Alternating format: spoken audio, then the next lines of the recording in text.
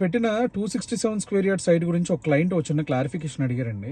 మనం అందులో ఎలా కన్స్ట్రక్షన్ చేసుకోవచ్చు అని. 267 స్క్వేర్ యార్డ్స్లో మనకి as per the GVMC norms stilt G+2 floors permission వస్తుంది. అంటే 3 ట్రిపుల్ బెడ్రూమ్ ఫ్లాట్స్ అనేది మనం కన్స్ట్రక్షన్ చేసుకోవచ్చు. అపార్ట్ ఫ్రమ్ దట్ మనం 2 ఫ్లోర్లు TDR కూడా వేసుకోవచ్చు. టోటల్ బిల్టప్ వచ్చేసి 1836 స్క్వేర్ ఫీట్ వరకు మనకు వస్తుందండి 3 BHK. ఒకవేళ సైట్ సౌత్ ఫేసింగ్ వైపు ఉంటే కనుక ఈస్ట్ ఫేసింగ్ ఎంట్రన్స్ ఇచ్చి మనం కన్స్ట్రక్షన్ చేసుకోవచ్చు.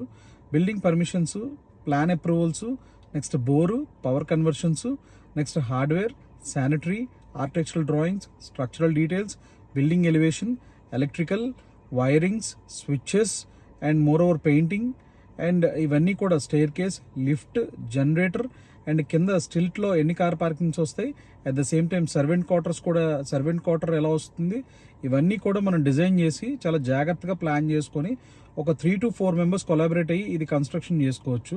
అట్ ద సేమ్ టైం మనకి SBI కానీ HDFC కానీ or some other banks depends upon their financial condition బట్టి వాళ్ళ బ్యాంకింగ్ బట్టి బ్యాంక్ లోన్ అనేది ఇవ్వడం జరుగుతుంది. కంపల్సరీగా బ్యాంక్ ఏంటంటే మనకి construction loan at the same time purchase loan కూడా మనకి ప్రొవైడ్ చేయడం అనేది జరుగుతుంది.